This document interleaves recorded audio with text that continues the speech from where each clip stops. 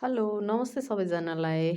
आज चाहिँ मैले हजुरलाई अलिकति नयाँ कुरा लिएर आएको छु हैन।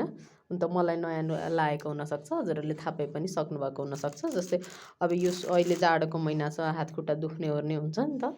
सो यो सुत्केरी मसला भन्छौँ प्राय हामी हैन। सुत्केरी मसला बनाउने आइटमहरू चाहिँ मैले आज असनबाट लिएर आएको थिएँ। अब अहिले के सजिलो रहेछ भने सामान खोज्दै जानुभन्दा पनि उहाँहरूसँग चाहिँ कम्बो प्याक नै हुँदो रहेछ क्या। सुत्केरी मसला बनाउने भनेर उहाँहरूसँग प्याकेट नै हुँदो रहेछ। उहाँले थप्पको दिनुभयो, मैले लिएर आएँ है त। अब यो भित्र चाहिँ नानीले खोलेर राखेँ छ, त्यही भएर म के रहेछ हजुरहरूलाई देखाउँछु है त। देखिहाल्नु भएको छ, यो चाहिँ मधेसी बदाम है। अर्को भनेको यो स्याफ्रोन पनि हुँदो रहेछ है। अनि अर्को भनेको चाहिँ यो ठुलो ओखती भन्छौँ नि हामी, सुत्केरी मसला बनाउँदा प्रयोग गरिने ठुलो ओखती पनि छ। अर्कोमा चाहिँ यो काजु हाम्रो है। अनि अर्कोमा चाहिँ यो गुद, हजुरहरूले देख्न सक्नुहुन्छ गुद पनि छ यहाँ। अनि यो चाहिँ ज्वानो है। यो चाहिँ हाम्रो चाहिँ मेथी है। यो छोगडा है। अनि यो पाखनबेद भन्छ, पाखनबेदको धुलो है।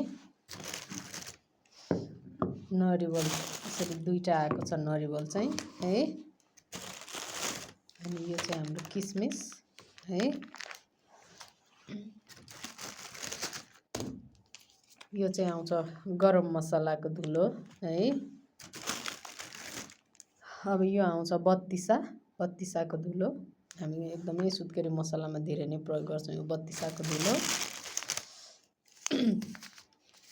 यो भनेको चाहिँ चम्सुरको है, चम्सुरको यो दाना बिउ हो के, यो पनि हालिदो रहेछ है। यो चाहिँ सुप भयो है त। अनि यो चाहिँ हाम्रो मिश्री भयो। सो यति आइटम आउँदो रहेछ यसमा। र यसको चाहिँ प्राइस भनेको चाहिँ हजुरहरूलाई 1360 रुपियाँ पर्यो हैन। उहाँले ठ्याक्क त्यसको त्यो फेरि उसमै आउँदो रहेछ क्या, यसको कागजहरू पनि थियो है। कागजहरूमा चाहिँ कति ग्रामको कति पैसा, कुनको कति पैसा भनेर त्यसमै लेखेकै हुँदो रहेछ, कम्पनीबाटै आएको हुँदो रहेछ हैन, लेखेको हुँदो रहेछ।